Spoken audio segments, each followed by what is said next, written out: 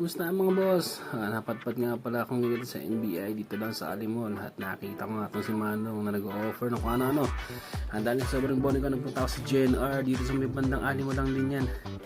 At nakita ko itong shop na ito at nagtingin ako ng mga comics. Kita nyo naman sa aking video. Ayan, X-Men. Ayan, ito mapapansin nyo mga panandali na po mga vintage items. Ay, sulit. Ang daming coins dyan. Sobrang daming coins. As in, mura-mura coins. Yung mga TV, ayan, yung mga bote. So, ayan. Ito yung isang sample ng coin na nakita ko. Ang mga commemorative coin. Ni Marcos. At itong santot. Dito ko napahanga sa nolimetangan ng yun. Hindi niya makikita niyan. Parang NBA card ni Junmar Fajardo. At syempre, ang aking favorite na comics, Pinoy comics. Ito yung special drama yan. Ito hindi ko maalala kung ano